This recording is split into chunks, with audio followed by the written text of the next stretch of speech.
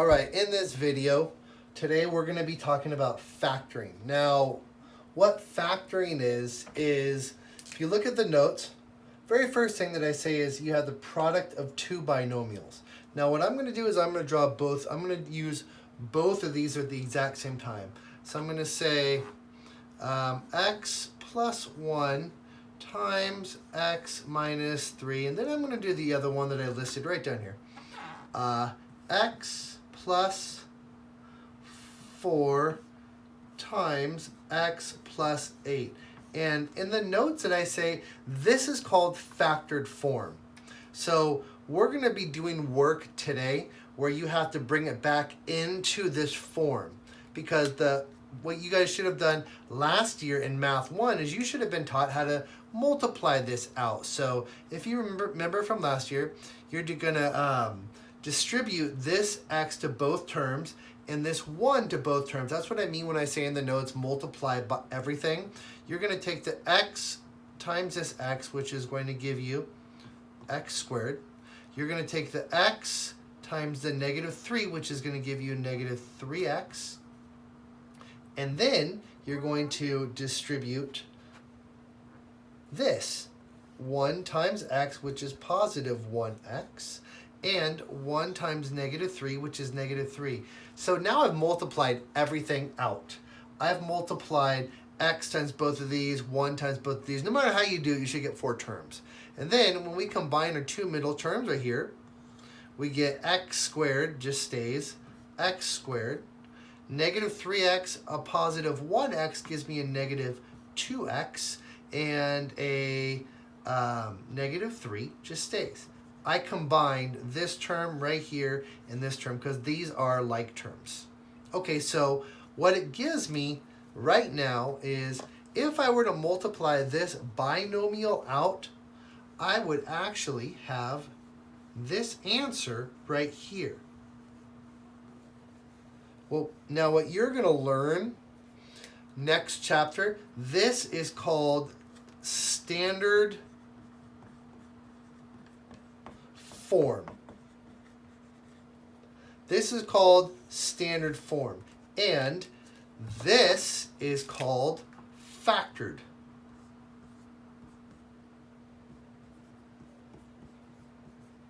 form.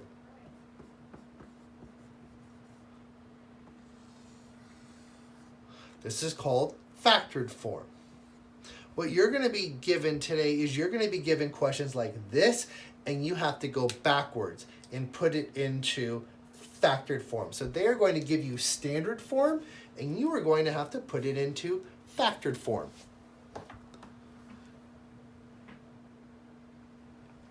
All right, so before I do that, I'm going to go ahead and multiply this out using the same way as I did. I'm going to multiply the x times both of these terms to get x squared. X times 8 is 8x. I'm going to multiply 4 times x, which is positive 4x.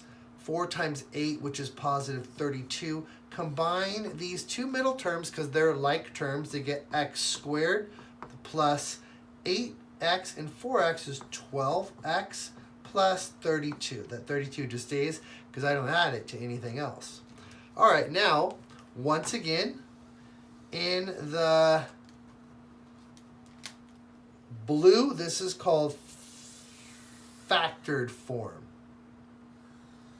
Looks kind of confusing, sorry, with the arrows, but you guys get the picture. And this is called standard form. Technically, it's called standard form of a quadratic and factored form of a quadratic, but I'm not going to even get into that right now. All I'm going to be teaching you about is taking it from standard form and putting it back into factored form. So if you look at the very bottom of the examples, where not in the factored form, but I say where I say add and multiply in your notes, we're going to get this to look like this. And the way that you take it into standard form, bring it back into factored form, is you make two parentheses, For right now, you just make two parentheses. Whatever variable is here, you put it in the first term. And then, if you look at the notes, I say multiply, add. That's because you have to find two numbers that multiply together to get -3 and add together to get -2. And there's only two numbers that multiply together to get -3 and add together to get -2, which is -3 times a +1. -3 times 1 is -3. -3 plus 1 is -2. Notice -3, -2. This number goes here, and this number goes here. Or you can flip it around. You could say x plus 1 times x minus 3, which is the same as this. It doesn't matter if you put the -3 here or here, if you put the 1 here or here, but you have to keep the signs exactly the same. So what you just did is you just took this and factored it and put it into this form. So some people might be asking, wait, I don't understand. How does it go from here to here? Well, look, I did it. Rewind the tape. I did it in the very first question. I brought this factored form into here. And then I put it back into factored form by finding two numbers that multiply together to get -3, added together to get -2. And I put those two numbers here. Or here. Doesn't matter. As long as the signs are the same. Okay. Next question. It's the exact same question, but it's a little, it's going to be a little more difficult for you guys because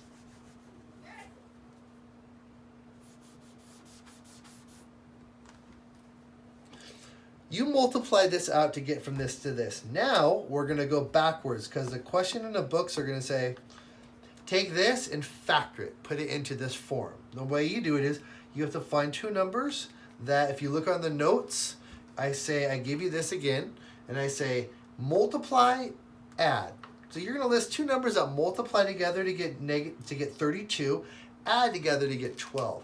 Now some people might be thinking 16 times 2 is 32. Yeah, that's true, but you can't add or subtract one of these to get 12 because 16 minus 2 is -14. Or if you put a positive or negative, you're not going to add it together to get 12. So the two other numbers that multiply together to get 32 are 4 times 8. Now 4 times 8 is 32. Positive 8 and a positive 4 add together to give me positive 12. Look, 8 and 4. 8 and 4. So if you were to factor this, you could do this. X, because whatever variable is here, that's what goes here. And the two numbers that multiply together to get 32, add together to get 12, is positive 8 and a positive 4. You can put the 8 and a 4 here, or you can put the 4 and the 8 here. It doesn't matter. Both of these are the exact same thing. So this is called factoring with trinomials. I'll explain a little more detailed explanation of what these are called next chapter. But for this lesson, we're just going to be factoring. We're going to be taking it from standard form to factored form. Okay, the very next thing is I give you a couple simple binomials. Binomials is a two-term polynomial. X plus 2 is a binomial because it has two terms. X minus 2 is a binomial. This is called the product of two binomials. So if I were to ask you to multiply this out, you're actually going to get, well, let's do this. X times x is x squared. X times 2 is -2x. 2 times x is a positive 2x. 2 times -2 is -4. Add these two middle terms and they actually cancel out. -2 and positive 2 are gone. So I just get x squared and that -4. And I'm going to do the other one right below it, which is 3x plus 5 times 3x minus 5.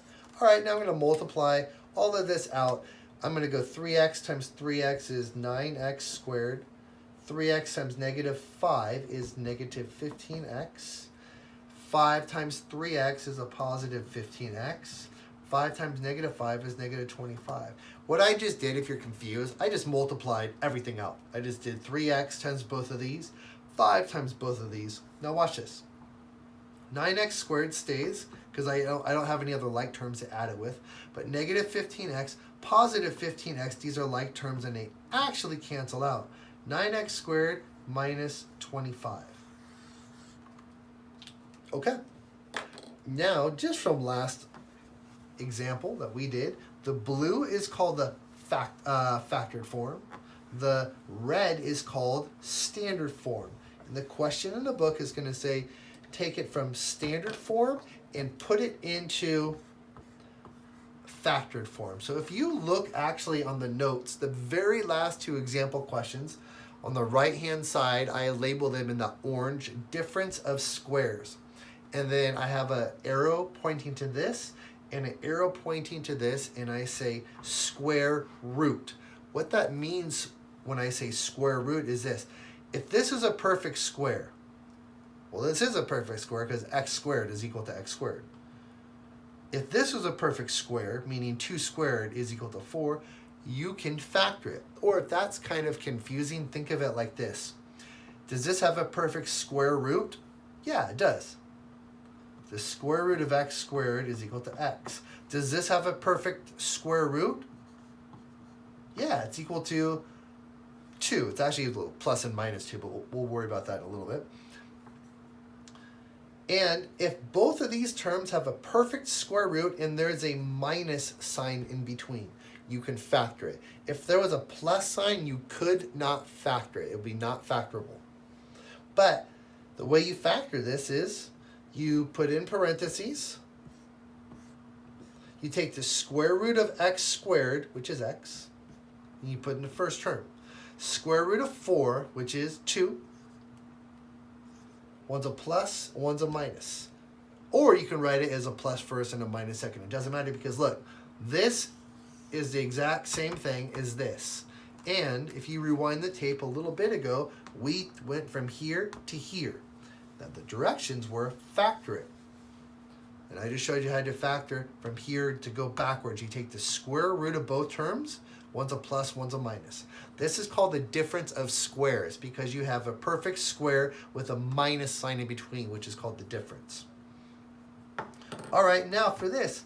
Is this a difference of squares? Absolutely it is. What's the square root of 9x squared? 3x. What's the square root of 25? 5. One's a plus, one's a minus. Look, it's the exact same. We went from here to here. Some people might be saying, wait, how did he square root 9x squared? Think of it like this. The square root of 9 is equal to 3. The square root of x squared is equal to x. Because 3 squared gives me 9. X squared gives me x squared. I'm just doing the opposite. This is called the difference of squares. Let's see if you guys can try a difference of square on your own. I'm going to give you a difference of squares on your own to factor. See if you can factor that. Pause the video and see if you can factor this. Okay, let's see. 64 has a square root. The square root of 64 is perfectly innate. Y squared has a perfect square root, which is just y. This is a minus sign, so this is called the difference of squares. This is what you should have got when you paused the video and tried to factor that. That's what I say when I say a difference of squares. The first and the last term is a perfect square. Okay, sometimes you're going to run into situations where it's not a trinomial. A trinomial is a 3-term polynomial. For example, let's say try and factor this. Pause the video and see if you can factor it. All right, you should have gotten this. Two numbers that multiply together to get negative 10 is negative 5, and add together to get negative 3. So negative 5 times positive 2 is negative 10. Negative 5 plus 2 is negative 3. Or you could say x plus 2, x minus 3. Okay, this is called a trinomial. It's a little more in depth, but for right now we're just going to think of it as a simple trinomial. Now, what if I were to do this? What if I were to say factor this? x squared minus 3x. This is not factorable by the same way that we just did this. So this wouldn't work. Some people might be thinking, oh, it's a difference of squares. I take the square root of x squared, which is an x, and I take the square root of 3. Well, wait, 3 doesn't have a square root. Or I take the square root of x. Well, x doesn't have a square root. Doesn't have a perfect square root, which you're correct. So you cannot factor it doing difference of squares. What you have to do is you have to take something called the common multiple, the LCD, means like lowest common denominator they have in both of them. That can sound kind of confusing. What I like to think of it is, what's the biggest number in variable I can pull out from each one of these? Well, I can pull out an x from both of these because they both have an x in common, so I can divide. Think of it as, what can you divide both of these by? I can divide both of these by an x. I can't divide it by a number because the invisible number is 1 here, but that doesn't really matter. I can't divide it by a number, but I can divide both of these terms by an x. And then ask yourself, x times what gives me x squared? X times x gives me x squared. And then x times what number gives me negative 3x? X times negative 3 gives me negative 3x. Because watch, if I were to multiply this out, x times x is x squared. X times negative 3 is negative 3x. I haven't changed the value. This, once again, is called standard form, and this is called factored form. Sometimes factored form doesn't follow one of the first two rules, but you can still divide something to pull out a variable or a number, or sometimes both. Now, what I do is this. I give you 2 times x minus 3 in your notes. And then I also give you 4x times x plus 10. And I say, multiply this out. You should know how to do this from last year. You have to distribute the 2 to the x to get 2x, and then the 2 to the negative 3 to get negative 6. Same with here. Let's do this one. 4 times x is 4x squared. 4 times 10 is a positive 40x. Now, look at the very last two example problems. See how I already give you 2x minus 6, and I already give you 4x squared plus 6? Look at the notes. I say to factor this, divide both sides by 2. Look at this. Whenever you have a number outside of the parenthesis, that's what you divided by the original problem by. So if I divide this by 2 and divide this by 2, when I put it in factored form, I have to put a 2 and then put a blank parenthesis because that shows that I divided by 2. And then 2 times what number gives me 2x? X. 2 times what number gives me negative 6? A negative 3. Or think of it like this. If I divide this by 2, I have x left over. If I divide negative 6 by 2, I have 3 left over. Either way you want to do it, see it's the exact same answers where you started with. All right.